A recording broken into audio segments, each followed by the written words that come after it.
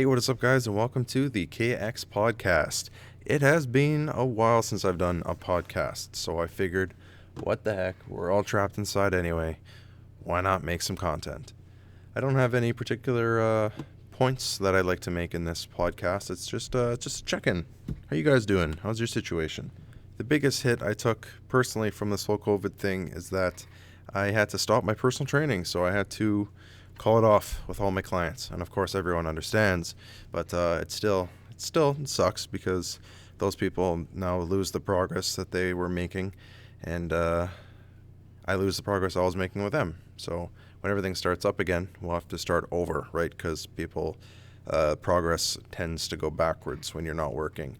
And for people who have more experience working out from home, it's not really a big deal, but somebody new to the game isn't going to be able to transfer their newly learned lifting skills from the gym and take that home with them, especially when like the workouts are specifically programmed for that individual. So that's the biggest hit I've taken personally, but I'm doing okay. I'm working security here, so it's keeping me busy. It's giving me, at least I have a job. A lot of people are a lot worse off than me. They don't have anywhere to work, so I'm grateful that I can do this. Although there's not too much to do. It's the building is locked down due to the whole COVID situation, so I'm supervising mostly an empty building, and hopefully it stays that way, at least until this whole thing blows over. So there was something that I did want to talk about with this whole COVID thing, and I find that I'm still putting pressure on myself to make sure that I'm working out and being healthy. But you know, it's so tough with this situation, especially with not being able to go to the gym. Like, as soon as this whole thing started, YouTube channels blew up with like home workouts and everything, and I think that I think that gets old. Even the most experienced health and fitness advocate can get bored working out at home, unless it's totally your thing. Like you're a total calisthenics junkie, and you're still, or you like to go for runs. I think you can still go for runs, right? You can still go outside by yourself and go for runs. So if you're that kind of person, you're probably doing fine right now. But for those of us who are iron addicts, it's a bit tougher. And in that regard, I just want to say, don't stress out about it, all right? We're all going to take a hit in these next few months. Even if we're working out from home, we're probably going to be losing strength gains, especially if you're into powerlifting or getting stronger. You're going to take a hit now. And I just want to say that that's okay. We can lose our strength. We can lose some muscle. We can put on a few pounds. We're going to be fine. It's what's important right now is that we stay mentally strong and mentally healthy. Do the things that you enjoy. Obviously, the choices that you can make are mostly nutritional, and it's easy to slip into the easiest things to make, freezer food. And if you're living in a city, you probably still have fast food, and that's probably the only thing you can do in the city is go out for fast food. So that starts to become more appealing. So those are really the only things we can do. But times like this, I say now's a good time to just check in mentally. Do the things that you've been holding off on. You know, watch the TV shows you want to watch. Do the things that are going to get you through this. Because the last thing we need is all get super stressed out and depressed, and then when this whole thing blows over, none of us have motivation to do anything because we've already sunk ourselves into a pit. So that's my point. I know I'm personally I'm missing the gym, and more importantly, I'm missing my strength. I've started to notice the things that used to be super easy for me are harder, and it's not like I'm like lifting heavy things regularly. It's just those little things, you know, throughout the day. Things that were just super easy have just become slightly harder, you know. I'm trying to pick up my dog or something like that. Trying to shovel snow because I still have snow where I'm at. Things like that. I've just noticed my my endurance and my strength have taken a hit. That's what I miss the most. But it's tough. So me personally, I'm just trying to keep myself busy. I really enjoy video games because it's easy to kind of dive into another world and just lose yourself in that world for couple hours. I'm getting good at actually lengthening out how long I can play games for. I'm building my gaming endurance, so that's something. can still take my dog out for lots of walks. That's actually how I've been keeping active, is going for walks. I try and go every day for at least an hour. That's the least I can do, right? And if I have a dog, so it's easy to rationalize it. Or if I'm not feeling motivated, I have an overactive husky who's going to benefit from that walk anyway. So it's been good. And burning more calories now, I think, because I'm still, for the most part, wearing a lot of winter gear.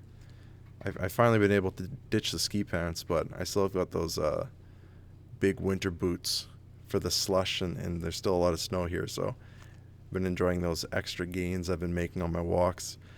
But as soon as all the snow's gone and I'm wearing normal runners, I can probably walk farther. So I'll probably keep those gains up somehow. But it's nice that there's always a way. There's always a way if you're committed enough to your health to stay active. And one thing that actually has been really hard has been vegetables. Vegetables are tough in this town as it is because, I don't know, they've got to make it a long way before they get to Churchill. It's quite a journey to get any fruit and veggies here. Sometimes they hit the shelves already starting to rot. So I used to enjoy a variety of fruits. I didn't really enjoy a variety of vegetables as it was, but I still had my handful of favorites. But even those handfuls were tough to come by here as it is. And now with this whole COVID thing, it's almost impossible going to the grocery store and you're trying to buy lettuce. No lettuce. It's like, how? How is a grocery store out of lettuce? Fortunately, we have a lettuce subscription because that is a thing here. There's a place that locally grows lettuce, so we get that once a week. So that's something, but it's hard to get the other veggies. So I've actually gotten really into salads. That's like the one really healthy thing I've been doing lately is eating a lot of salads. Sure, I like to doctor it up with I like to crush up some cheese crackers in there and I still put some ranch on it or whatever. But then I'll have a giant bowl of it, right? If I like it, I'll have tons of it.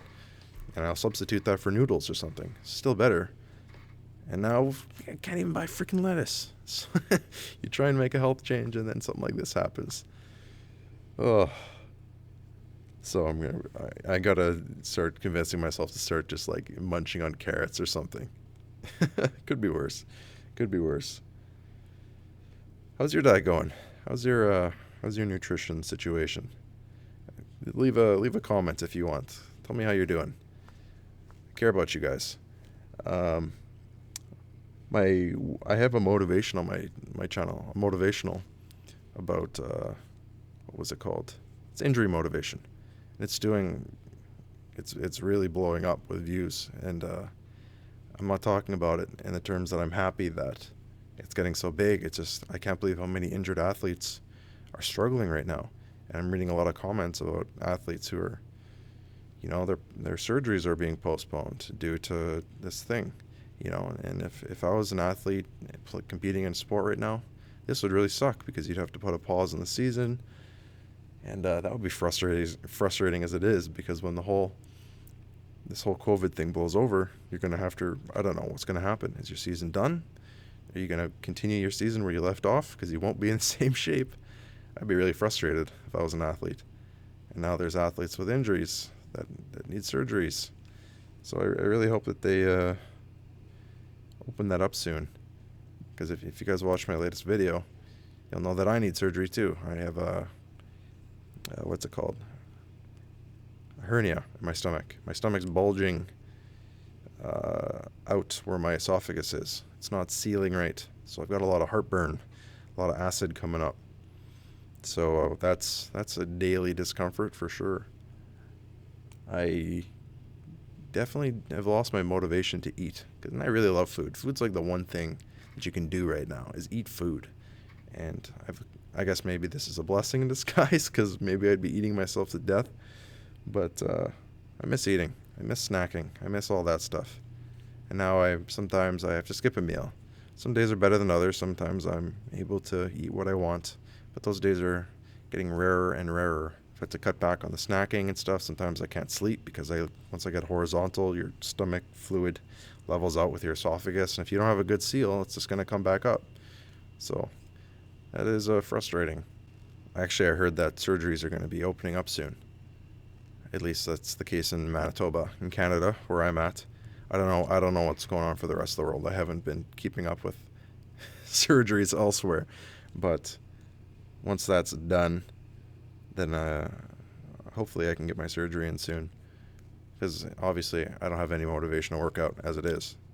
Like, it's tough with this whole COVID thing, but now with this heartburn, every time that I try and create intra-abdominal pressure, aka engaging your core, I engage my core and it squeezes everything, and then it squeezes my stomach, and then it pushes things out of my stomach up, and then I get heartburn. Like, every time I try and work out, I want to throw up, which is not good. So, yeah, that's my situation with this whole thing. I really hope that they open it up, not just for me, but for everybody who needs surgeries, because that's, like, it's stupid enough that people are out there protesting for haircuts in the States, but there's another thing when there are people who need surgeries, and they're not even making a racket about this, because some of us have brains, and we understand that this is a temporary situation. It's not going to last forever, so we don't need to protest to get our hair cut. But back to the whole mental health thing. When everything is normal, we always focus on our physical health and our cardiovascular health and stuff like that, but we don't often take time to think about our mental health. And this is a good time to do that because we don't have a whole lot else to do. So, how are some ways you can strengthen your mental health? What is something that you're passionate about? Is there any subject that you're interested in? Research something. Pick a subject that you're somewhat curious about and dive into it. Take your free time to just research. Watch some YouTube videos about it. Take some notes. If you're an artistic person, maybe learn about something and then draw it. If you're a YouTuber, you can make a YouTube video about something. There's a lot that you can do if you take that time to look into it. We would all be a lot smarter if we just used the resources that we had. There's a lot of like documentaries and stuff like on Netflix and on YouTube that are really interesting. Like, I just watched one about Ronnie Coleman the other day and his journey to becoming Mr. Olympia. How many times? Like, so many times. I'm personally interested in like the strongman documentaries because there's not a lot of stuff out about strongman. So Netflix got a lot of good stuff, a lot of like good health stuff. I'm assuming that everyone has seen the Contagion movie. That was super cool. If you haven't, if there's any time to watch Contagion, now's the time. It really it does a really good job of explaining how viruses spread, how quickly it can spread, and how a society can handle it. So that's interesting. There's some other like nutrition stuff on Netflix. I watched Cowspiracy. I don't know how you pronounce it, but that one was really good. Actually, since I watched that, I've stopped buying milk. I stopped buying milk. I know, it's crazy. Just because I don't know if I want to support factory farming. Like, it's, I'm trying to do my little things. Like, it's crazy. Like, I would like to explain it on this podcast, but I'll probably butcher it. It's just the cow industry, how destructive it is on the world. And it's not even a matter of like, oh, the poor cows. It's just like our planet literally cannot sustain to continue farming cows just because of how much grass they need to eat, how much land it takes per cow, how much water cows need to drink, how much water goes into the foods that cows eat. Here's a fact that blew my mind. If you want to save 1,300 gallons of water for planet Earth, you can either not flush your toilet for 6 months, don't take a shower for 3 months, or for lunch today, don't eat one burger. 13 gallons of water for one burger. It's insane. It's totally insane. And that's just one aspect of it. That's not even like the amount of landscape that goes down just to keep the cows alive. Not even talking about any of the other factors. So, but I mean, honestly, one of the big reasons that I stopped buying milk was because, oh man, it's a cliche, but those videos of those cows in those factories, and they've got no room. It just totally broke my heart, if I'm being honest with you. But yeah, I mean, I buy steak every now and again, kind of as a treat. But I don't have any red meats in my freezer. It's mostly chicken that I stick to. And it's tough. It's tough because I love milk. Like I've talked about on my channel before, when I was like in high school and stuff, I was having like 2 glasses of milk with every single meal. I didn't even realize that milk had calories in it, and I was just half my calories a day was coming from milk, I swear. And even now, when I cut back on milk, I love putting hot sauce and spicy sauce and everything, and milk goes so well with that flavor. So if I can cut back on milk, I think anybody can. And it's not even like I have to stop drinking milk because there's so many alternatives out there. Like, my wife is lactose intolerant, so we've already been stocking our cupboards with almond milk and coconut milk and stuff like that. And some of that milk, like, even if you just go buy a lactose-free milk, like, it's not it's not nut themed or anything. The lactose-free milk, it tastes like milk, honestly. And, like, we have, like, lactose-free cheese and butter and sour cream and whatever, and it all tastes exactly the same. So my opinion on this matter is, once this stuff becomes more affordable, I don't see why I wouldn't switch over to this. The problem is that it's too expensive. Like, once, like, an alternative meat comes out, I'll switch to that and I won't go back, because there's no reason, and it's not sustainable for our planet anyway, to just to live off of animals. I'm not, like, against it, because that's how humanity has survived, and we needed it at one point. But if we can develop alternatives, that's better, keeps the animals healthier, keeps our planet healthier, keeps us healthier. Why wouldn't we? It's weird how we have this attachment to, like, no, we have to eat animals. It's weird. It's just conditioning for the most part. I don't know if it's instinctual. Maybe it's instinctual. Some part of me will always just enjoy ripping chicken off of a bone. That feels like a primal desire. I love eating chicken so much. Something about it just feels good, So there's something manly about eating a steak or a drumstick, or I don't know, even a freaking hot dog. But I don't think that I will ever go vegetarian, or I'll ever go vegan for that matter. I mean, you guys saw I did like a 1 week of vegan eating, and that was super hard for me. I love meat so much, and if you really think about it, like, you love meat, but are you okay with the animal dying for you to get it? So my rationale has always been, their life isn't in vain because I'm consuming them. Their life isn't in vain because it's fueling me. I'm living on because of their sacrifice. That's how I've always thought about it, and that's how I've rationalized it. But there's no real reason that we need to eat meat if there was alternatives, right? Like, right now, there's such a great protein source. Ugh, meat tastes amazing, especially when it's, a little bit fatty. I can't think of anything in the world that tastes better than that. So I don't think that I'll make that switch. I could see myself more cutting carbs out or something like that than meat. So I ended up down a rabbit hole here just talking about how I stopped buying milk. But it's important to think about. I mean, for the most part, I live with blinders on, and I just pretend that there isn't any problems going on at all. But I think it's important that everybody thinks about it and really thinks about why they eat what they eat. It's easy to think about things that don't come from other living things. Things that come from living things, we just pretend aren't happening. So I think before I would cut out meat, I would start to look for, like, places that treat their animals humanely or treat their animals well. I was recently talking to someone in town, actually, who used to work on a dairy farm, and I was asking her questions kind of about this specifically. And she said that on this dairy farm, they had an automatic system for milking the cows, where it was like a treat response system. So if the cow goes up, it's an automatic machine. The cow walks into the stall.